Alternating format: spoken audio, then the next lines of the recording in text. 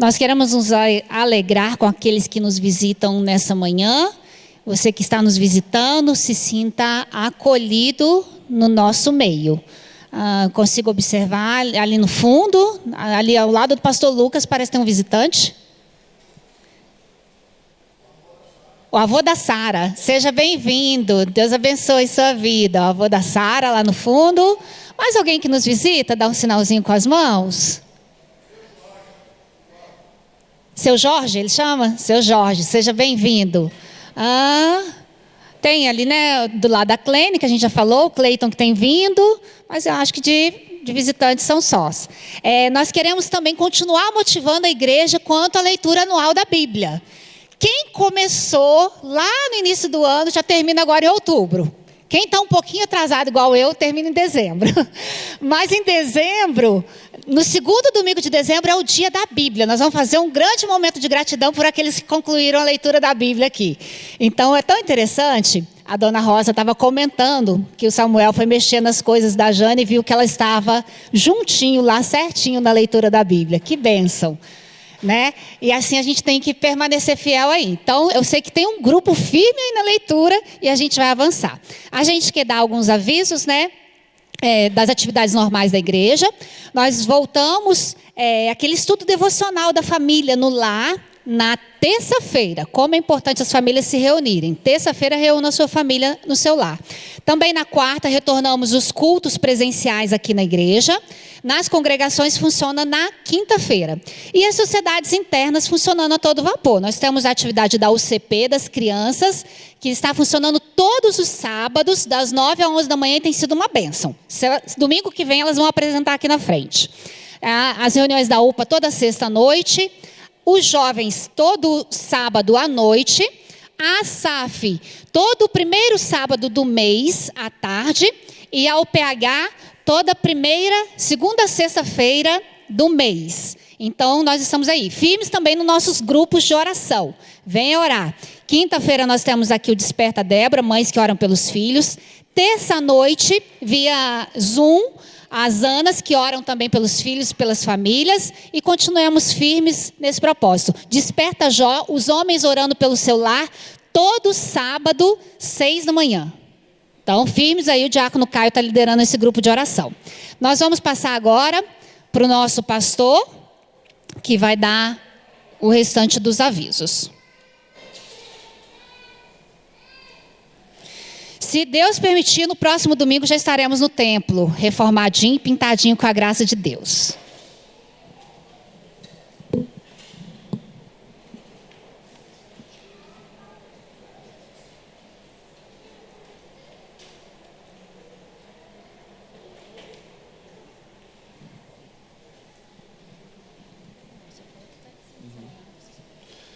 Bom dia, meus irmãos. Paz e graça em nome de Jesus. Bom dia, irmãos. Bom dia. Ok, graças a Deus. Eu quero dar uma pequena orientação. Essa semana, muitas pessoas até me procuraram. Pastor, o senhor sumiu lá das redes sociais. Tinha até psicólogo me ligando lá, preocupado comigo. Mas é uma estratégia que eu passei a usar e usarei durante muito tempo. Sempre na semana de eleição, eu vou me desligar completamente, porque é uma semana em que a gente recebe muitas mensagens, pessoas perguntando coisas relacionadas à questão política. E todo mundo aqui já conhece a minha postura com relação a isso. Então, hoje você vai votar, exerça o seu direito democrático de voto. A igreja não tem nenhum candidato. O meu é secreto, não precisa, ter preocupação com isso. Mas vocês são livres. Vocês são cidadãos conscientes e tem toda a capacidade de julgar quem é o melhor para o seu país e tal. Então, eu procuro me afastar e deixar você com tranquilidade para exercer o seu direito. Então, eu saí de quase todos os grupos, eu acho que só faltou o da transmissão aqui e algum outro, mas eu me desliguei de todos os grupos, justamente para que eu não visse mensagens de cunho político, ninguém fazendo propaganda de nada, e a orientação é simples. Quando o irmão posta alguma coisa de cunho político, os outros não procuram ele, procuram o pastor. Ô pastor, você viu? Vai lá então dar uma bronca nele. Não, então eu não corri esse risco, sumi de todos os grupos e volto depois que o segundo turno passar, tá bom? Já estou dizendo que vai ter segundo turno, né?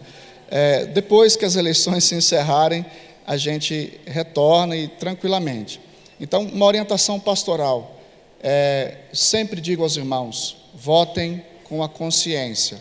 São 3 princípios que você deve considerar no dia de hoje. O primeiro, vote sempre em pessoas honestas, em pessoas que você sabe que irão agir com honestidade nesse meio político. Segundo, vote em pessoas competentes. Não vote em alguém que você não sabe se tem competência para exercer estas funções, tá? Terceiro, vote sempre em pessoas que estão absolutamente com uma história de vida limpa e idônea. Não é alguém que vai se aventurar na política, mas vote em alguém que você conhece o passado, que você pode dizer é uma pessoa de vida limpa, é uma pessoa que tem um histórico de vida limpa, tá? Então a gente não procura isso. Pastor, se tiver alguém com essas características, honesto, íntegro, competente, capaz, e se ele for cristão, joia, tá? Mas não caia no erro de pensar que alguém vai fazer bem para o país ou para qualquer outra função porque tem uma Bíblia ou porque é cristão, tá bom? Não cometa esse equívoco, tá joia? Não faça isso. Há muitas pessoas cristãs na política, graças a Deus, ajuda bastante, mas não limite a ação de Deus aos evangélicos. Nós somos reformados, pessoas que têm uma história, uma tradição reformada, e Deus vocaciona pessoas para todas as funções da sociedade, inclusive para a política. Há muitas pessoas não cristãs que são absolutamente capazes e perfeitamente levantadas por Deus para isso, tá joia? Então não caia no engodo de muita gente por aí. Se o seu candidato que você escolheu, se ele é cristão, joia, tá bom? Joia. Se você tem um ótimo candidato e ele não é cristão, mas é honesto, é íntegro, é competente, é capaz, tem uma ficha limpa, joia também. Eu costumo dizer que quando você vai a um centro cirúrgico, quem aqui fez cirurgia recentemente? O diácono Zé Batista, né? A gente não pergunta ao cirurgião se ele é cristão, pergunta. Qual que é a sua preocupação? É se ele é capaz de fazer a cirurgia. Então, na política não é diferente, tá? Em nome de Jesus, a Igreja Presbiteriana do Brasil, ela não tem candidatos, ela não tem partidos e não tem ideologias, tá joia? Vote livre e conscientemente, em nome de Jesus, tá? Eu farei isso e farei com tanta tranquilidade no meu coração. Vou afirmar aqui de púlpito, deixa eu ficar até atrás aqui do nosso púlpito. O Deus que eu prego e creio, Ele é soberano, sobre terra e sobre céus. Irá governar esse país, não quem os brasileiros escolheu, mas quem Deus levantou para esse fim. Você acredita nisso? Então que Deus te abençoe, exerça o seu direito, faça isso livremente, em nome de Jesus, tá? Eu farei o meu, estou prontinho, só preciso achar meu título. Achou? Joia. Então, terminado aqui o culto, eu vou lá, vou voltar, graças a Deus, consciente, conheço os meus candidatos e vou voltar com a certeza de que estou fazendo o melhor que posso, tá bom? Um pedido de oração esta semana, eu passei, vem cá, Miss, por favor, pode vir, rapidamente. Nós fomos submetidos à primeira entrevista da Agência Presbiteriana de Missões Transculturais, passamos, eu e essa senhora jovem, bonita, que está do meu lado, senhorita, né? E nós fomos examinados, entrevistados nessa primeira fase. Eu pedi oração, cadê a Martinha? Pedi oração lá no grupo. Na próxima semana, até sexta-feira, a gente vai ficar sabendo qual será o nosso próximo destino. É uma ansiedade tão grande, que quando fomos entrevistados, a diretoria abriu na nossa tela, foi uma entrevista online, 50 países do mundo, e disse, qual deles? 50 países do mundo inteiro. E a gente tem, obviamente, um projeto, um plano para uma direção, e a agência mostrou lá para a gente. Então, de hoje até sexta-feira, em qualquer lugar desses 50, a gente pode parar aí nos próximos anos da nossa vida. Então é uma semana assim de muita ansiedade, né? Não andeis ansiosos de coisa alguma, mas a gente é ser humano, né? Então, até sexta-feira a gente já vai saber. Orem por isso, orem por nossa casa, orem por nossa família, né? E a gente vai ter um próximo período agora de preparação e de mudanças assim tão radicais que a gente precisa das orações dos irmãos, tá bom? Orem por nós em nome de Jesus e peçam a Deus que nos direcione. É um tempo de direção para a nossa vida. Vou pedir ao presbítero Omar, vem cá, presbítero, para orar por nós. Deus nos abençoar e nos dar graça e nos trazer, como é que eu posso dizer? Direção, né? Paz e direção. A gente tem algumas coisas em mente. A filharada, cadê? Vem cá, Rebeca, Benjamin, Raquel. O pretendente está por aí? Deixa eu ver. Vocês estão rindo do quê? Eu não falei do que é, ué? O pretendente é próximo missionário. Vocês estão... Vem cá, o Benjamin não quer não. Vem cá, Rebeca, pode vir. Cadê a Raquel? Está em algum lugar, Raquelzinha? Raquel sumiu? Saiu correndo? Vem, Raquel, rápido. Rápido, criatura. Isso. Vamos orar ao Senhor? Eu queria convidar vocês a ficarem de pé. E desde já eu queria conclamar aí os irmãos, né, que participem desse processo nosso em oração. Orem por nós e a gente vai fazer aí uma agenda com pessoas que querem participar do nosso ministério em oração. Então, se você, pastor, eu quero ser o intercessor do ministério de vocês aí em qualquer lugar do mundo que vocês possam ir. Nos procure, porque a gente está fazendo uma... Como é que eu chamo isso, tenente? Cadê, Regina? Me ajuda aí. Que nome que eu dou para isso? Uma lista de... uma equipe de intercessão. Eu não sei que nome que dá para isso, né? Mas um grupo de pessoas que querem interceder por nós e por esse ministério, por essa etapa da nossa vida. Se não chamar o líder, ele vai começar aqui. Oremos. Senhor Deus, Tu és soberano sobre os céus, terra, mar, tudo que há, ó Pai. E neste momento, ó Pai, que o Teu servo e família, Pai, se preparam para esse trabalho novo no Teu reino, Senhor, nós clamamos ao Senhor, ó Pai, que o Senhor dê toda a paz, dê a paz de Cristo, que excede todo o entendimento, Senhor, para que eles possam continuar a obra que o Senhor tem colocado nas mãos deles, com fidelidade, com todo o amor, iluminados, guiados pelo Teu Santo Espírito, ó Pai. Abençoa, portanto, a família toda, ó Pai, que não haja nenhum problema que possa trazer tristeza, ó Pai, mas que traga sempre alegria, ó Pai.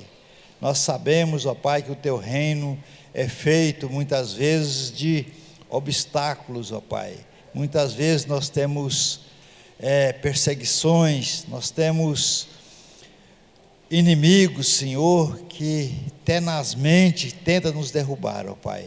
Mas nós clamamos ao Senhor, ó Pai, porque o Senhor é o Deus que dá a vitória em todas as coisas, ó Pai. E que o Senhor dê ao Teu servo, a Tua serva, aos filhos, ó Pai, a vitória do Senhor, ó Pai. Que o Teu Santo Espírito, ó Pai, dê paz a seus corações, ó Pai. Que a PMT tenha sabedoria também, ó Pai, para conduzi-los a um país que realmente, ó Pai, vai gerar grandes e poderosos frutos, ó Pai. Ó Pai, abençoa, portanto, e guarda, e proteja, e dirija, e dê todas as condições, ó Pai. Nós sabemos que ele precisa buscar sustento, Senhor, que o Senhor esteja abrindo as portas das igrejas, Senhor, para que possam contribuir nesse ministério, ó Pai. abençoa, dê saúde, dê alegria, dê acima de tudo o conforto do Senhor. Entregamos nas tuas mãos, em o nome do Senhor Jesus. Amém. Os irmãos podem se sentar. Obrigado, tenente. Dá um frio na barriga. Irmãos, último aviso. O ano que vem a igreja fará quantos anos? Quantos? A Valéria não pode, né? Quantos anos de existência tem a igreja presbiteriana em Araguari? 139. Nós faremos 139 anos de existência. John Boyle chegou em Araguari em 1884. Tudo bem? Mas a igreja ficou 9 anos para ser organizada. Portanto, quantos anos de organização? 130. E nós planejamos um ano de festa. Nós não faremos um fim de semana e um mês. Faremos um ano inteiro de celebrações. A partir de hoje, vocês vão começar a conhecer algumas das atividades que teremos o ano que vem em comemoração aos 130 anos. Hoje, um irmão me deu, foi o presbítero Ricardo, vou entregar ele. O presbítero Ricardo falou, vamos espalhar outdoor na cidade inteira, para todo mundo saber o que a gente crê e quantos anos que a gente vai fazer.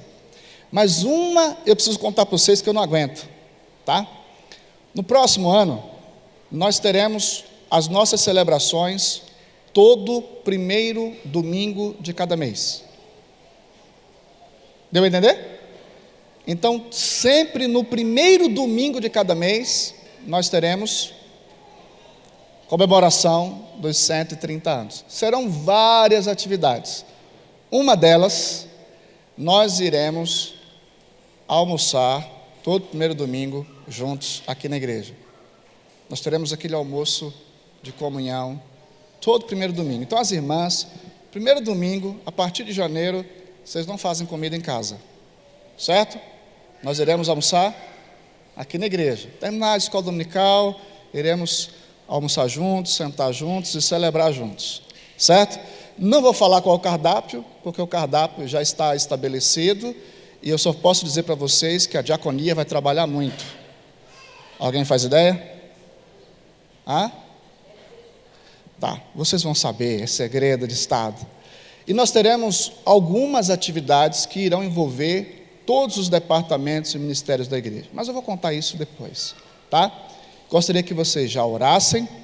E todas as diretorias eleitas, lembre-se, essa semana é semana de eleição, nós vamos sentar juntos, porque todas as diretorias irão fazer um pedacinho desse projeto de celebração. Tá joia? Então, Deus assim muito abençoe a vida de cada um. Nós teremos no início de janeiro, vocês já terão o que nós chamamos de acervo histórico, nosso memorial, ali embaixo, onde era o gabinete. Vocês terão fotos, imagens, vídeos. É um espaço que foi reservado para contar a nossa história, tá? A gente vai começar a montar essa semana. Toda semana você vai dar um pulinho lá e você vai ver a foto de alguém, a imagem de alguém. Quem já viu a foto, a imagem da primeira igreja construída aqui? Quem já viu? Regina, Roberto, Felícia. Só? Vocês não conhecem o primeiro templo? Fifo, tá. Não tá. Nós vamos fazer essa exposição. Vamos ficar de pé, vamos orar. E eu quero conclamar você a participar conosco. Nós teremos o nosso café. Nosso café, em virtude da reforma, nós teremos algumas classes em locais diferentes, né? A UPA vai lá para onde era a mocidade, lá no salãozinho lá atrás, e a mocidade sobe lá para a biblioteca, naquele calorzinho abençoado, tá? Os jovens vão para lá. No próximo domingo nós já estaremos no templo e já estaremos com todas as classes prontas, tá bom? Graças ao bom Deus, presbítero Ricardo, quantas semanas para a gente terminar? 3 semanas e a gente termina todas as obras e todas as reformas em nome de Jesus. Quem achou que está ficando bonito? Que bem. Quem já participou aí da oferta? As mãos diminuíram. Graças a Deus, né? Tem 3 semanas ainda. Vamos orar ao Senhor? Em nome de Jesus, Pai, graças te damos e pedimos tua bênção sobre nós. Momento que queremos estudar a tua palavra, momento que teremos também a nossa comunhão. Que o Senhor abençoe a vida de todos, sustente a vida de todos e fale ao coração de todos. Nos abençoe nesse dia tão especial. Oramos gratos em nome de Jesus. Amém. Os adultos descem, depois sobem. Em nome de Jesus.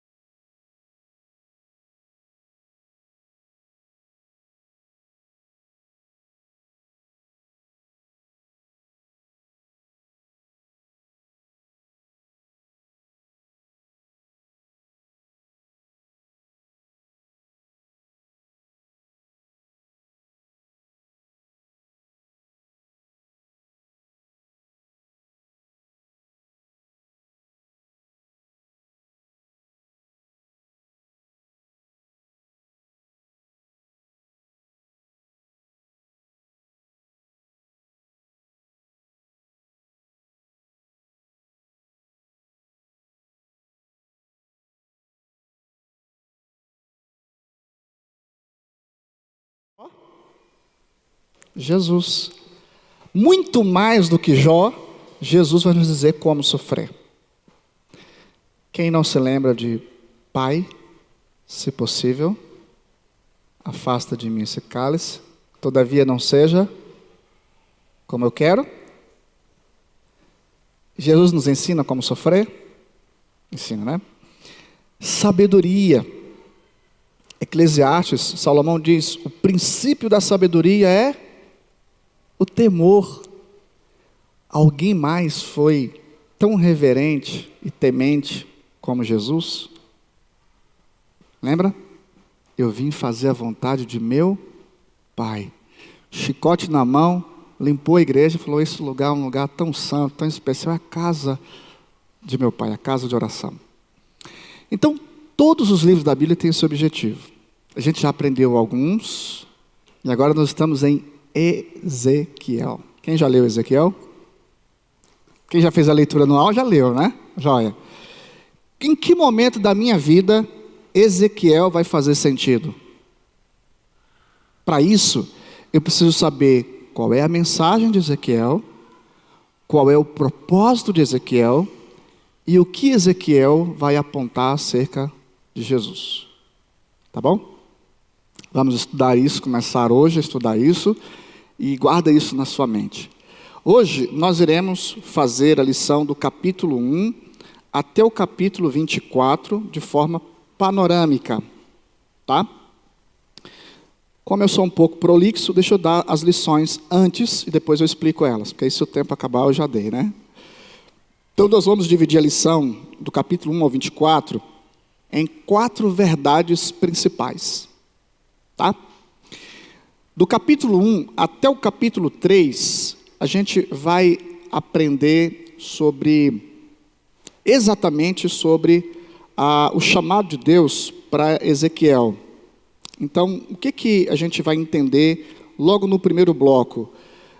Deus vai preparar o profeta para essa missão.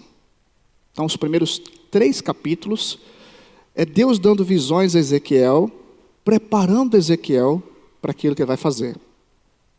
Só aqui a gente tem muitas lições, não tem? Será que Deus, antes de usar alguém para alguma coisa, prepara antes? O que vocês acham? Me lembro de um outro exemplo da Bíblia. Um exemplo clássico disso.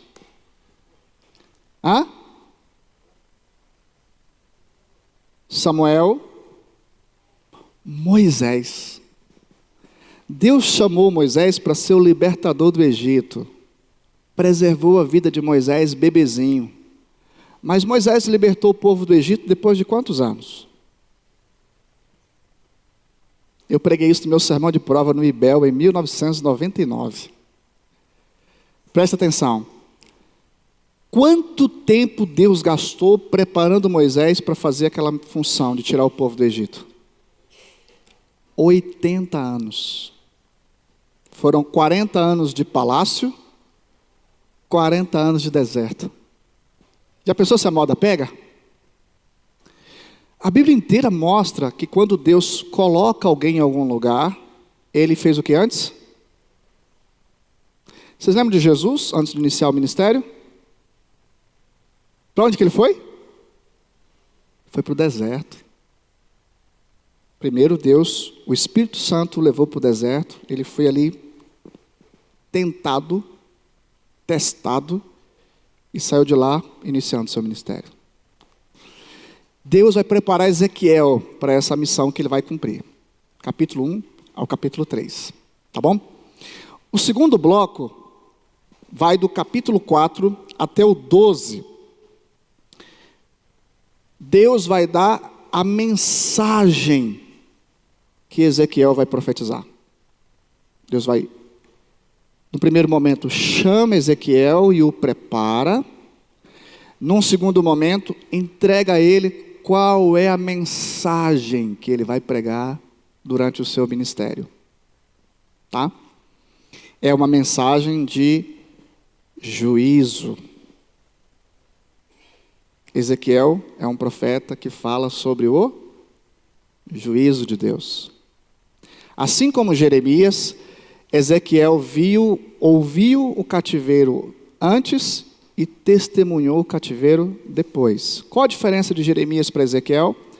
Jeremias ficou em Jerusalém e Ezequiel foi levado para a Babilônia. Tá bom? Então, Deus vai dar a Ezequiel uma mensagem de juízo. Irmãos, será que Deus só tem coisas boas para nos dizer? Como igreja, como nação cristã, Deus tem alguma coisa para nos falar sobre os nossos pecados? Tem. Então, é uma mensagem que vai tratar do pecado. Terceiro bloco vai do 13 ao 19, que vai fazer uma coisa que eu aprendi como pai. Olha como Deus é perfeito. Deus não só vai dizer quais eram os pecados de Israel, como vai dizer por que ele vai corrigir Israel. Quais são as causas, né, da correção. Por que eu falo isso como pai? Eu fui educado e muitas vezes levava uma coça e não podia nem saber por quê.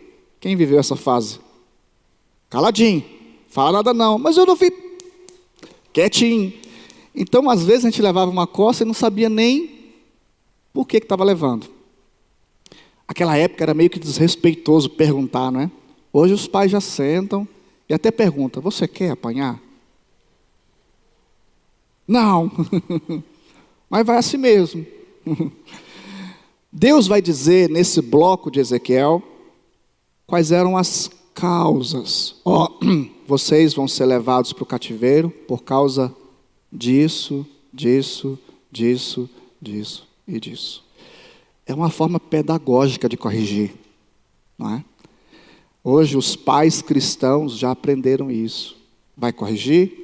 Corrija, mas diga e ensine por quê. Ezequiel vai fazer isso. Deus vai usar Ezequiel para dizer quais são as causas. E por fim, do capítulo 20 ao 24, Deus vai mostrar através de Ezequiel que não tem jeito, o juízo é implacável. Mas, no futuro, Deus irá restaurar o seu povo. O que eu tenho aqui na parte final desse bloco? Às vezes os pais falam assim para os filhos, em casa a gente acerta. Aí o filho ri. Por que ele ri? Porque o pai já falou isso outras vezes e chegou em casa, não teve correção. Então, às vezes a gente promete e não. Mas Deus vai usar Ezequiel para dizer o seguinte, o juízo virá e não tem conserto. Pode descabelar, pode fazer jejum, pode fazer o que quiser, mas Deus decidiu que vai corrigir e agora Ele não é homem para mentir, nem filho do homem para si. Ele não vai aceitar o nosso jeitinho. Então, quando Deus resolve disciplinar, a disciplina vem e ponto final. Implacavelmente. Mas Deus não vai só punir Israel. Deus vai prometer, na correção, restaurar o seu povo futuramente. Essas 4 lições serão abordadas nesse bloco. Tá bom? Vamos começar? É importante a gente saber algumas coisas e eu queria convidar você para a gente orar e pedir a direção de Deus para o nosso estudo e a gente já começa. Vamos orar? Senhor Deus, nos abençoe nesta manhã e nos permita compreender melhor a Tua palavra, ser propício a nós, a gente é pecador e precisamos certamente da direção e instrução do Teu Espírito. Cuida do nosso coração, da nossa mente e se porventura pecamos contra Ti, nos corrija. Nos faça perceber que Tu és santo e nós precisamos também o ser. Nos abençoe nesta manhã, onde nós nos reunimos para ouvir a Tua palavra e aprender de Ti. Fala conosco, Senhor, e nos abençoe, pois somos ovelhas do Teu pastoreio. Em Cristo Jesus. Amém e amém. Irmãos, o livro do profeta Ezequiel tem esse nome e faz sentido a gente entender por que Ezequiel é um profeta e possivelmente o autor desse livro. Esse livro é fruto de várias visões que Ezequiel teve lá na Babilônia. Ele chega a dizer, às margens do rio. Deus deu a Ezequiel muitas visões, e estas visões, muitas vezes usando figuras estranhas, era, de alguma forma, Deus dizendo a Ezequiel o que ele deveria profetizar, o que ele deveria dizer. Ezequiel é aquele profeta que tem um nome muito bonito, né? O Zek, El, Deus fortalece, Deus me fortalece. E os comentaristas entendem que faz sentido Deus fortalece para esse livro, porque a mensagem que Deus iria entregar para Ezequiel era uma mensagem tão dura, tão pesada, e assim como Isaías, Deus disse a Ezequiel que ele ia profetizar, mas ninguém ia ouvir. Então, o que é importante para um profeta que recebe uma missão como essa? Deus envia ele para uma missão kamikaze.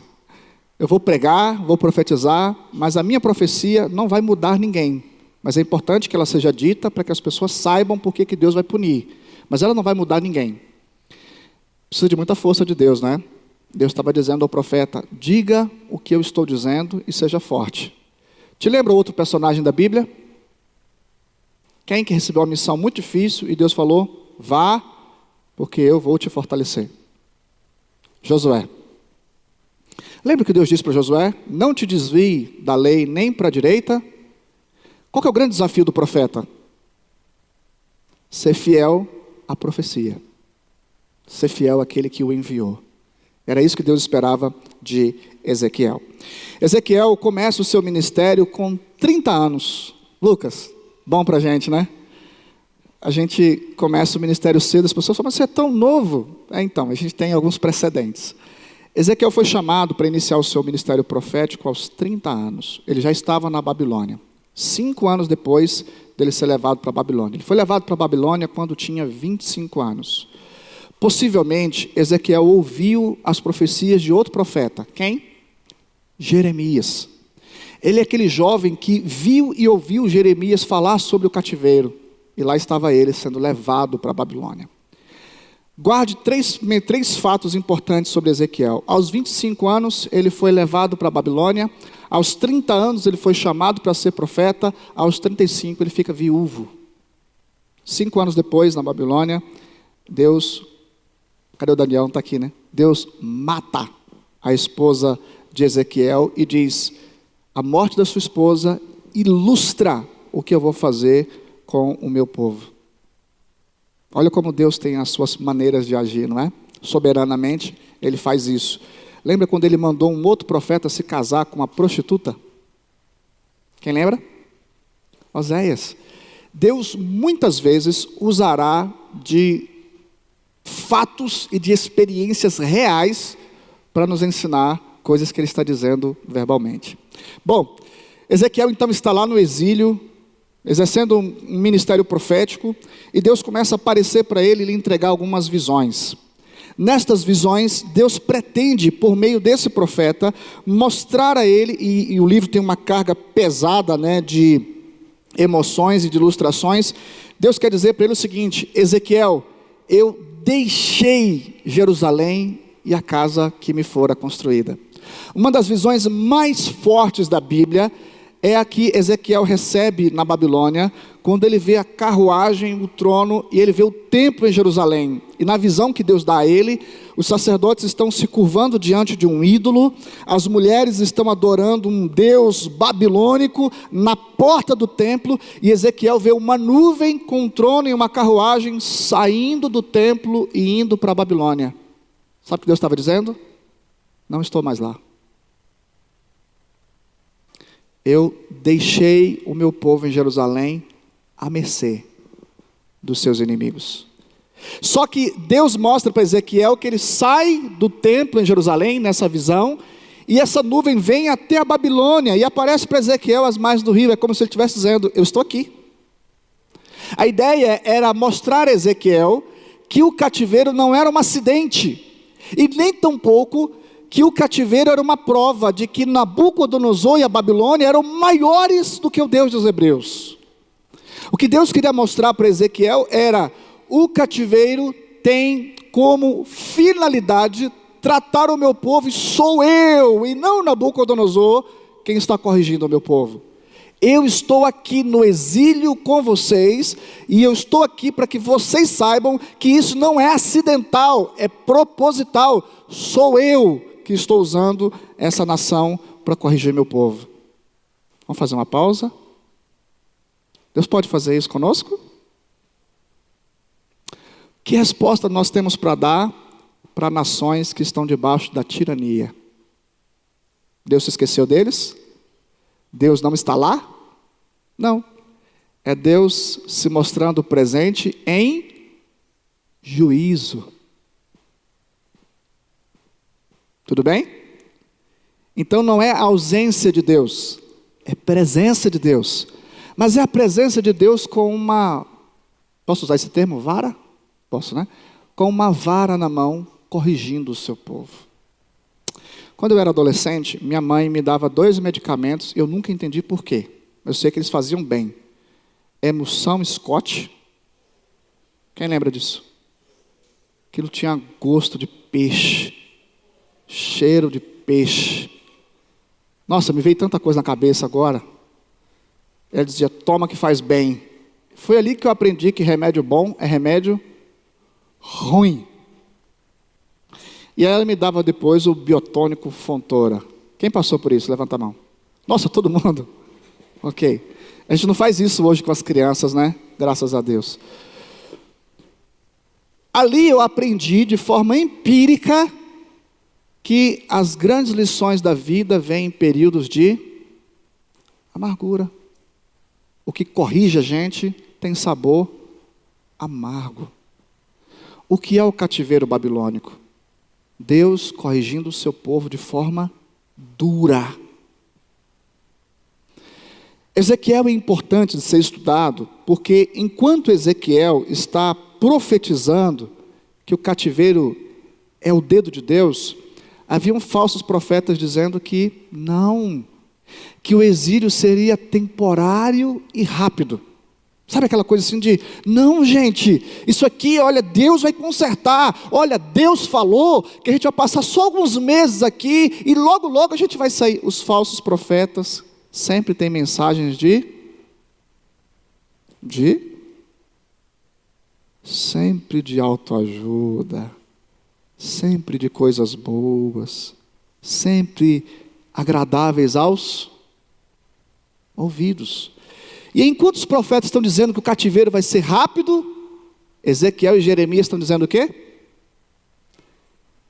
70 anos. Deixa eu brincar, não. Deixa eu dar um exemplo aqui para vocês. Pense que Deus levante um país, levante no nosso país uma autoridade ruim, tirana, má. Aí fica todo mundo descabelando. Imagine se um pastor levantar no púlpito e falar assim, Deus falou comigo que essa turma aí vai ficar 70 anos no poder. O pessoal está se matando por causa de política, gente. Se tivesse na época de Ezequiel, matava Ezequiel assim na primeira pregação. Imagine um profeta dizendo, irmãos, estaremos aqui na Babilônia por 70 anos. Sabe o que significa isso? Significa que aquele que chegou lá com 30, vai morrer aonde? Significa que aquele menininho, criancinha, vai passar a vida dele inteira onde? Os filhos deles vão nascer e viver onde? Lá. Ezequiel, ele nasce, ele vive no período do rei Josias. Quem já estudou o livro dos reis? Josias foi um rei bom ou mau? Lembra? Josias, 8 anos de idade, assumiu o trono. Um bom. Quem fez as reformas espirituais em Jerusalém? Mas qual foi o erro de Josias? Quando aquela região começou a entrar num conflito entre potências, a Síria no norte e a Babilônia no sul, o faraó lá do Egito quis se aproveitar da situação e tomar parte daquela região para si. Qual foi o pecado de Josias? Quando os assírios começam a se enfraquecer no norte, e a Babilônia começa a se levantar, a Babilônia vence os assírios, lá no norte. Josias faz aliança com o faraó, no sentido de apostar em faraó, as suas fichas de que faraó poderia protegê-los da Babilônia. Qual é o problema disso? Quem tinha levantado a Babilônia? Quem já leu Abacuque? Deus disse para Abacuque que os assírios, os caldeus, seriam ferramenta dele. Josias duvidou dessa mensagem e resolveu fazer uma aliança política para proteger o seu povo. Me perdoe os irmãos que estão de verde e amarelo, eu estou de azul. Quem guarda a igreja não é o político. Nossas alianças não são políticas. Ela é espiritual. Quem nos guarda é Yahvé Sebaot, o Senhor dos exércitos. É Ele quem protege a igreja. E se Ele quiser corrigir a igreja, quem vai nos livrar? Quem? Então, me permita a liberdade de expressão. Eu não acredito que nenhum político vá nos livrar do comunismo. Nenhum político vai nos livrar do marxismo. Nenhum político vai nos livrar do poder maligno e da influência maligna de Karl Marx. Quem protege a noiva é o noivo. E ele faz isso de diversas maneiras, irmãos. Cuidado para o seu coração não estar encantado com políticos. Eles não conseguem proteger nem eles. Quando a Babilônia começa a se levantar, Josias corre para Faraó e fala: vamos fazer uma aliança? Você governa aqui sobre a gente e nos livra deles. Fifo gosta de cantar uma música e eu gosto de lembrá-la. Quem pode livrar como o Senhor? Ele é poderoso. Quando os meus inimigos se levantaram contra mim, o Senhor estendeu a sua mão e nos deu vitória. Então eu estou muito tranquilo hoje, amanhã, ano que vem. Quem protege? Deus. Se Ele quiser nos guardar, nos dar paz, Ele faz. Se Ele quiser nos corrigir e nos tratar, Ele faz do mesmo jeito. Independente do resultado da eleição, vocês vão me ver vir aqui dizer glórias sejam dadas a Deus. Seja por uma coisa ou para outra, daremos glórias a Deus. Amém? Amém, meus irmãos? Vamos lá então. Então, Ezequiel viveu esse período. E aí Josias fez essa aliança. Israel, Judá e Jerusalém cai nas mãos de Nabucodonosor, que fica furioso com essa atitude de Josias. Ele coloca um rei vassalo lá, com meia dúzia de escravos, pobres e viúvas, e ele então leva o restante para a Babilônia. Ezequiel está lá na Babilônia. Lá na Babilônia, Ezequiel começa a receber as mensagens de Deus. E aí Deus diz o seguinte: Ezequiel, quero que você saiba uma coisa. Vamos lá? Capítulo de número 1. Verso 26. Capítulo 1, verso 26. Observem, capítulo 1, verso de número 26. Esse livro vai nos mostrar exatamente isso. Vai nos mostrar aos exilados que todo castigo de Jerusalém, toda disciplina tratada em Jerusalém é propósito de Deus. Esse é o objetivo de Ezequiel. Nos ensinar que Deus corrige, disciplina, açoita, porque Ele tem planos. E os planos dele é restaurar-nos. 1:26. Por cima do firmamento que estava sobre a sua cabeça, havia algo semelhante a um trono, como uma safira. Sobre essa espécie de trono estava sentada uma figura semelhante a de um homem. Via como metal brilhante, como fogo ao redor dela, desde os seus lombos e daí para cima, e desde os seus lombos e daí para baixo. Via como fogo e um resplendor ao redor dela, como o aspecto do arco que aparece na nuvem em dia de chuva, assim era o resplendor em redor. Esta era a aparência da glória de quem? Vendo isto, o que acontece quando a gente vê a glória do Senhor? Podem ler.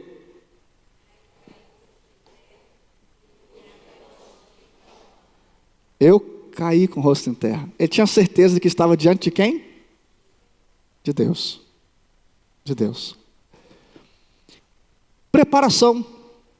Antes de Ezequiel iniciar o seu ministério profético, ele precisava ter certeza de quem o havia chamado.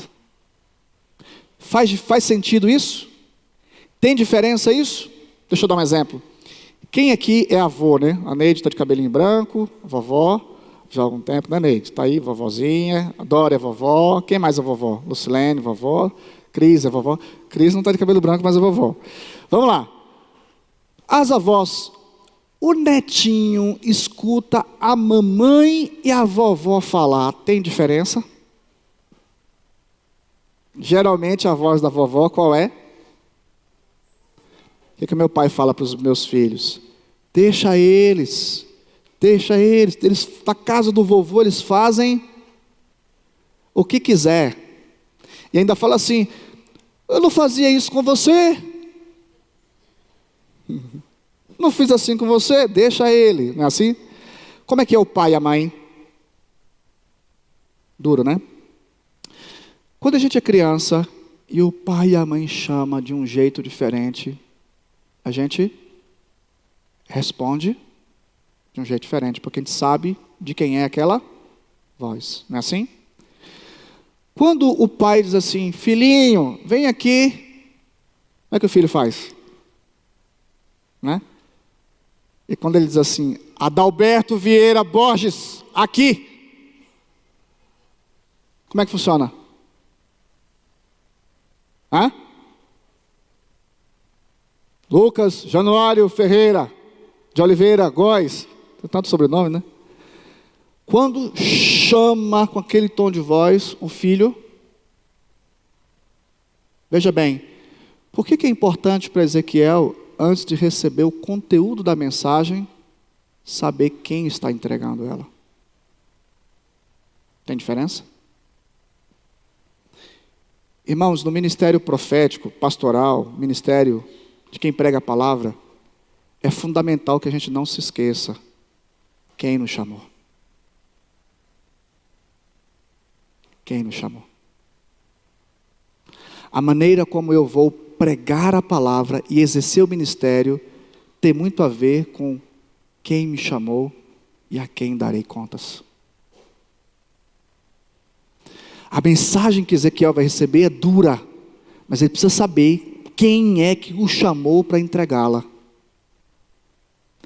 Eu gosto de filmes, principalmente os militares, épicos e tal. Eu estou assistindo O Senhor dos Anéis.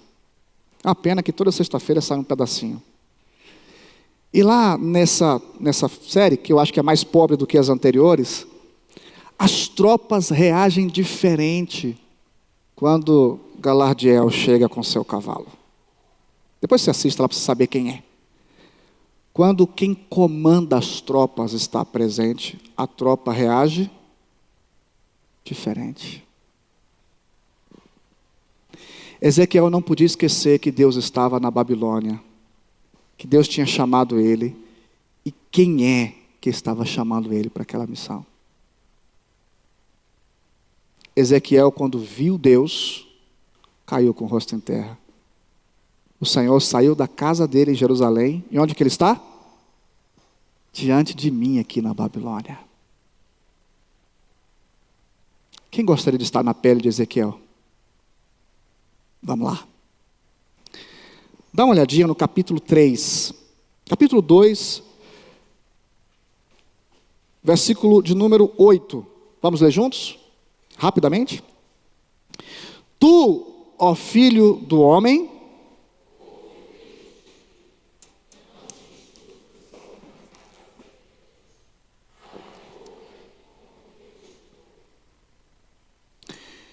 Deus mandou Ezequiel, figuradamente, comer um rolo e disse para ele não fazer nenhum tipo de aliança com os rebeldes. O que significava comer o rolo? Eu estou pondo a minha palavra onde? Na sua boca. Qual era a missão de Ezequiel? Pregar o que ele queria? Falar o que o povo queria? Qual era a terrível missão de Ezequiel? Pregar ao profeta as suas palavras. Vamos lá para o capítulo 3. Verso 16, as mulheres.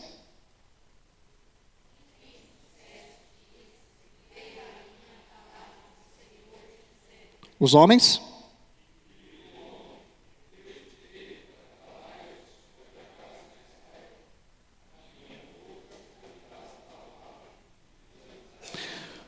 Juntos o 18, vamos lá?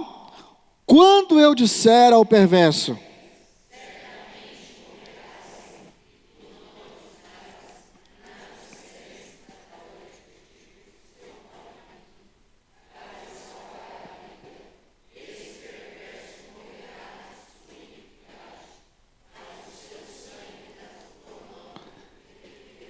quem quer esse ministério? Segundo bloco é a mensagem. Que mensagem Deus está entregando na Babilônia? Vou tirar vocês daqui com uma semana. Um mês. Olha, vocês choraram no caminho e mexeu meu coração. Eu vou trazer vocês de volta. Qual era a mensagem? Juízo. Vocês vão pagar cada dia, cada minuto, cada pecado cometido em Jerusalém. Vocês serão tratados por tudo aquilo que vocês fizeram em rebeldia à minha palavra. Deus enviou profetas e o povo não quis ouvir. Deus trabalhou na mente, no coração do povo e o povo não quis ouvir. Deus cessou a agricultura e o povo não quis ouvir. Deus cerrou os céus e o povo não quis ouvir. Era um povo de coração duro. Então Deus trouxe lá o Emerson Scott, Babilônia. Quantos dias? Quantas semanas? Quanto tempo? 70 anos. Deus vai entregar a Ezequiel essa mensagem de juízo. Dá uma olhadinha rapidamente em algumas partes dessa mensagem. Capítulo 8. Capítulo 8, rapidamente. Verso 1. No 6º ano, no 6º mês, aos 5 dias do mês, estando eu assentado em minha casa e os anciãos de Judá sentados diante de mim, sucedeu que ali a mão do Senhor Deus caiu sobre mim. Olhei e eis uma figura como de fogo, desde os seus lombos e daí para baixo era fogo, e dos seus lombos para cima como resplendor do metal brilhante. Estendeu ela dali uma semelhança de mão e me tomou pelos cachos da cabeça. O Espírito me levantou entre a terra e o céu e me levou a Jerusalém, em visões de Deus, até a entrada da porta do pátio de dentro que olha para o norte, onde estava colocada a imagem dos ciúmes, que provoca os ciúmes de Deus. Eis que a glória do Deus de Israel estava ali, como a glória que eu vira no vale. E ele me disse, vamos juntos? Filho do homem, levanta agora os olhos para o norte. Levantei os olhos para lá, e eis que do lado do norte, à porta do altar, estava esta imagem dos ciúmes à entrada. Disse-me ainda, filho do homem, vês o que eles estão fazendo? As grandes abominações que a casa de Israel faz aqui, para que me afaste do meu santuário, pois verás ainda maiores. Eles estavam fazendo o culto idólatra em que lugar? Onde mesmo?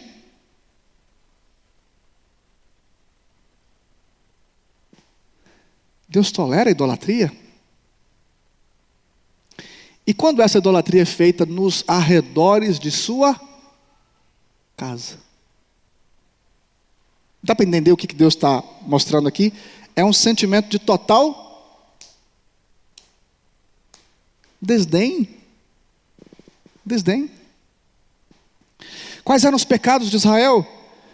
Escárnio, idolatria, prostituição, indiferença, injustiças, abominações, falsos mestres. Ele mandava o profeta falar uma coisa, enquanto um pregava o juízo, tinha 10, 15 pregando coisas boas, né? Israel pecou gravemente contra Deus, e esse texto nos mostra a gravidade do pecado. Eles não tinham nem receio da presença de Deus.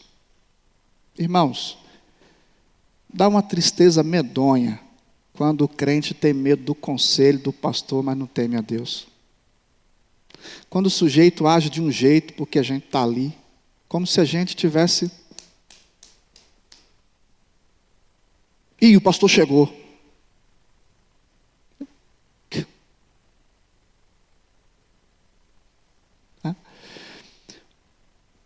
Quando a gente fala de cultos abomináveis, nós estamos falando de banalização do sagrado. Nós estamos falando de certos cultos que são prestados a Deus, que são mais afronta a Deus do que culto.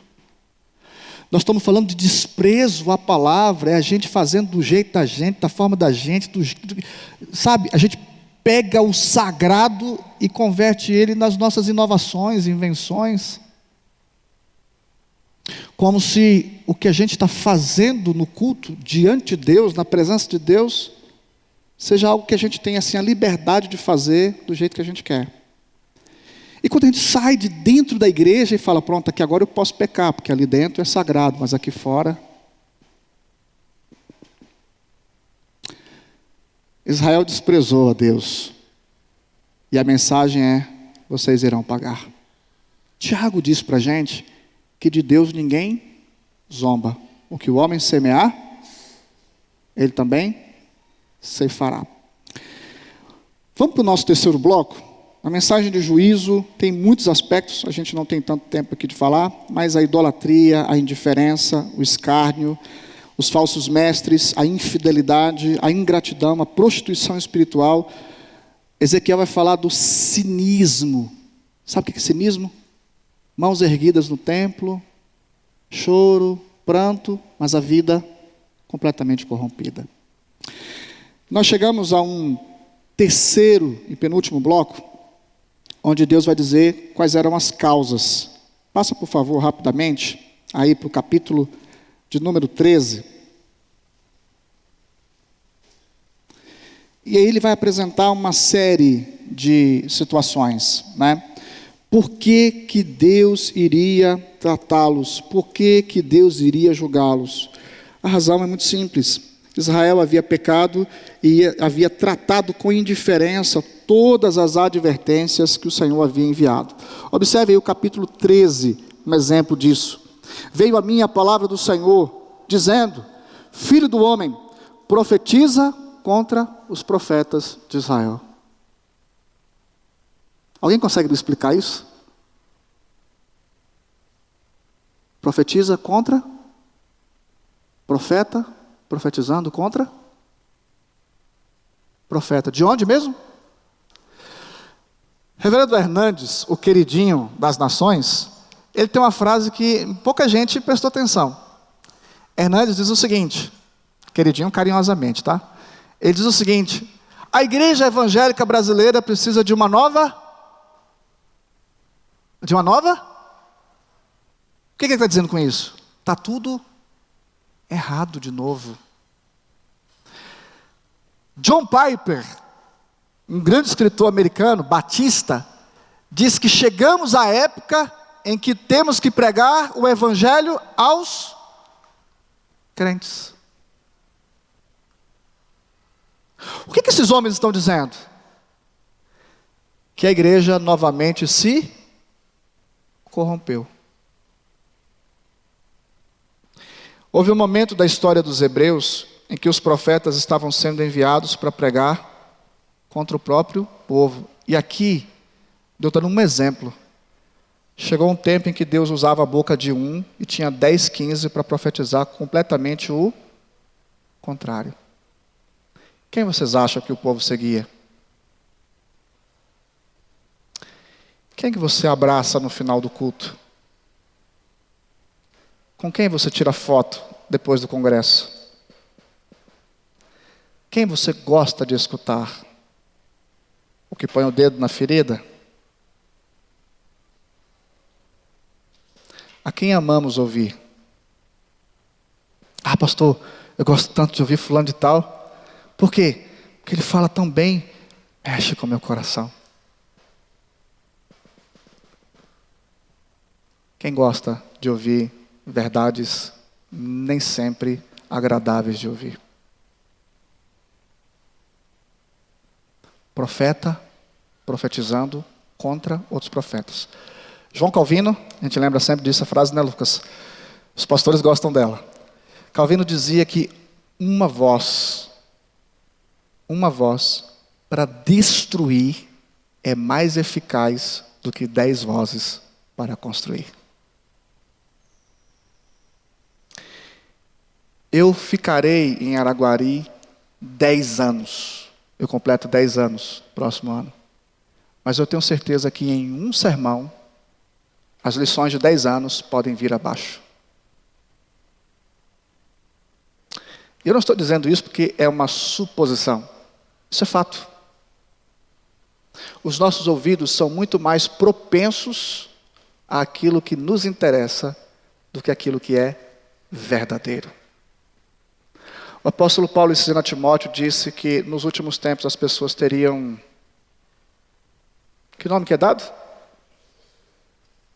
Para ouvir o quê?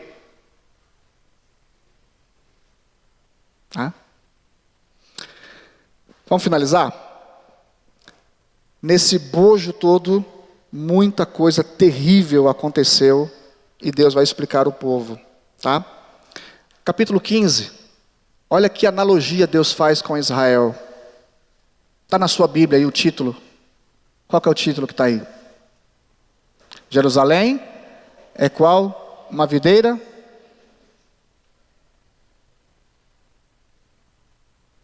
Era para Jerusalém ser um exemplo para as nações.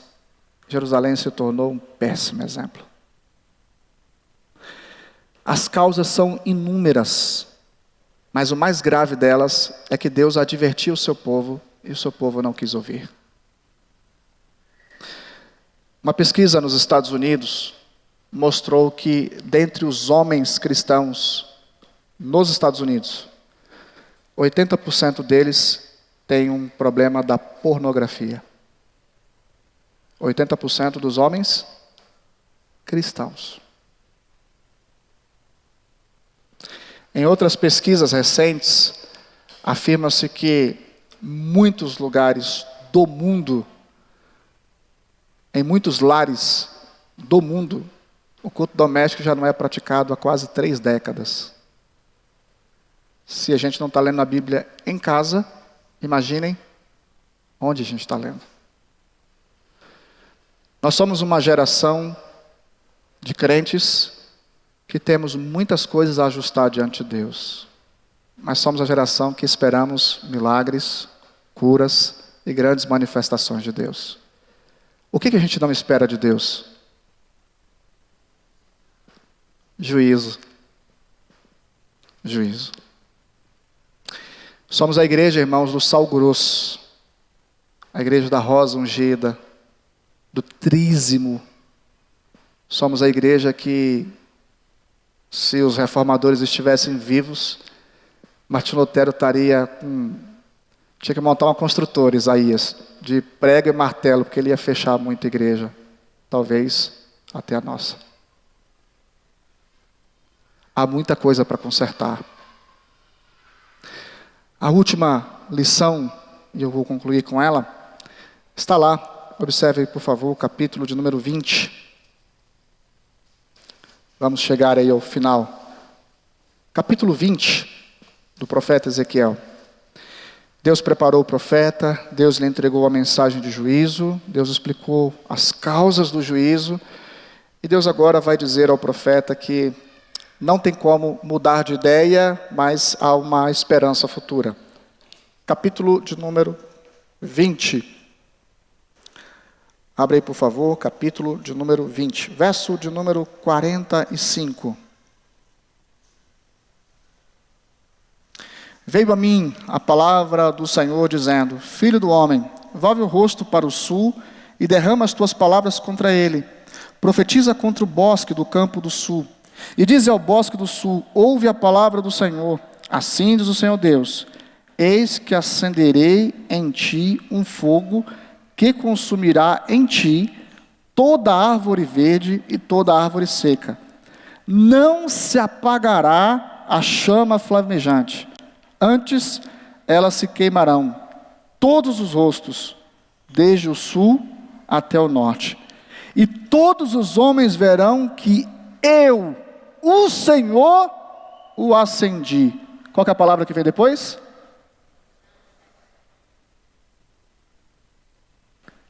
Então disse eu: ah, Senhor Deus, eles dizem de mim, não é ele o profetizador de parábolas?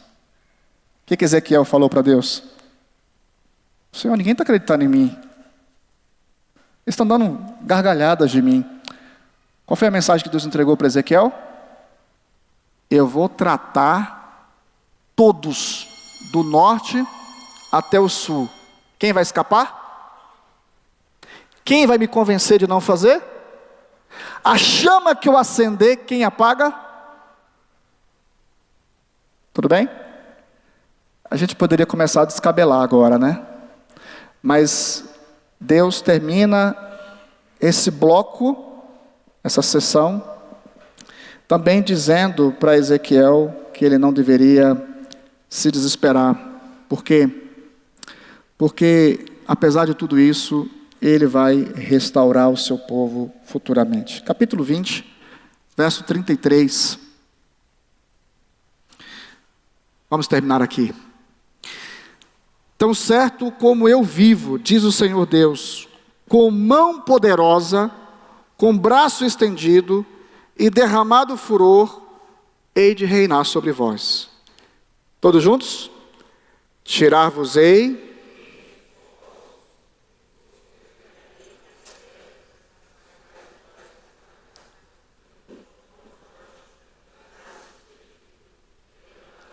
levar-vos-ei ao deserto dos povos, e ali entrarei em juízo convosco, face a face, como entrei em juízo com os vossos pais no deserto do Egito. Assim entrareis em juízo convosco, diz o Senhor Deus.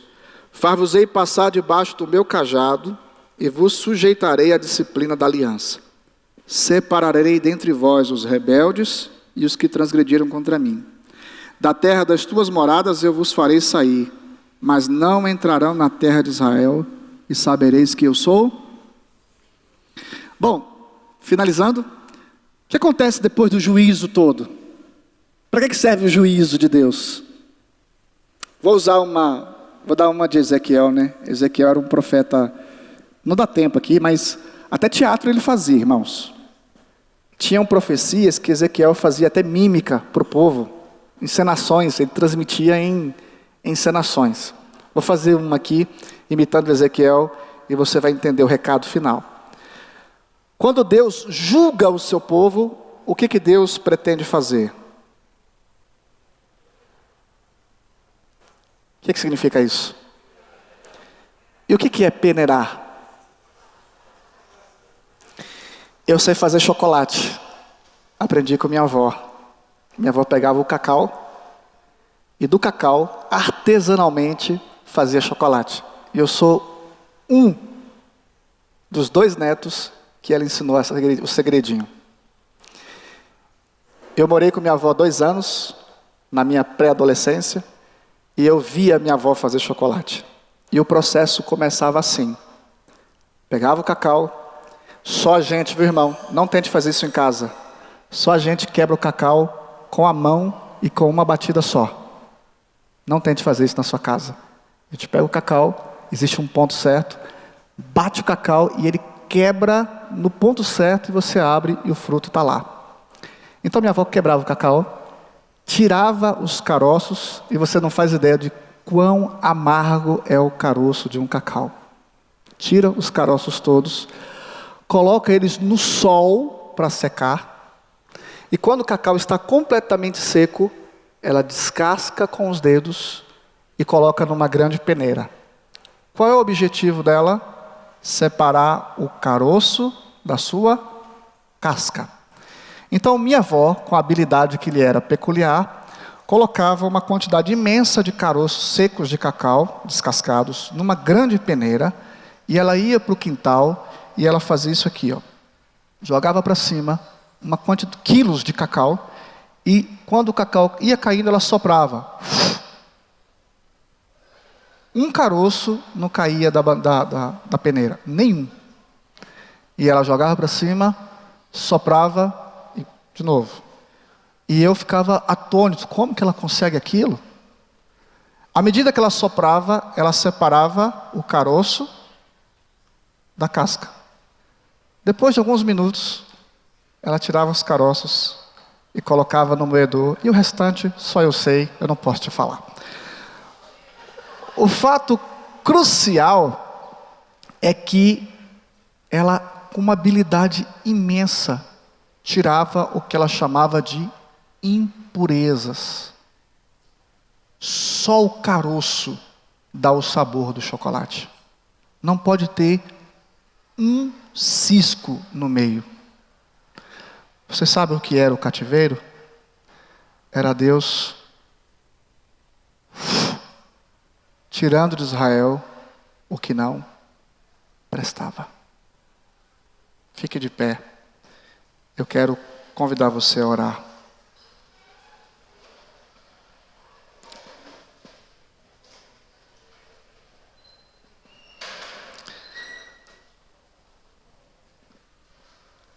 Senhor, em nome de Jesus, nos rendemos a Ti nesta manhã. E sabemos que é tempo de peneirar. E sabemos que nós estamos nesta grande peneira. Pedimos a Tua misericórdia sobre nós. Nos ensine a nos arrependermos. Já ouvimos nas Escrituras que se o Teu povo que se chama pelo Teu nome se humilhar e orar, o Senhor perdoa e sara, não só o povo, mas toda a terra. Por isso nós nos humilhamos e confessamos ao Senhor que temos pecado contra Ti. Pecamos como crentes, como famílias cristãs, como igreja, como pais, como homens. Pecamos em pertencermos a um país que se declara cristão, mas é um dos mais corruptos da terra. Pecamos em nossa casa quando não fazemos o culto doméstico. Pecamos em nossa vida quando falhamos e fazemos aquilo que é mal aos Teus olhos. Pecamos todos os dias, pecamos em todos os lugares, pecamos em todo o tempo. E muitas vezes nos esquecemos que a Tua palavra nos diz: sede santos, porque eu sou santo. Por isso, Pai, nós nos curvamos diante do Senhor e sabemos que Tu és soberano, tanto para nos abençoar, como para nos disciplinar. Usa de misericórdia para conosco, para com a Tua igreja em Araguari, para com a Tua igreja no Brasil, para com a Tua igreja no mundo inteiro. Santifica-nos e nos abençoe. Ajude-nos a ouvirmos a Tua voz e atendermos.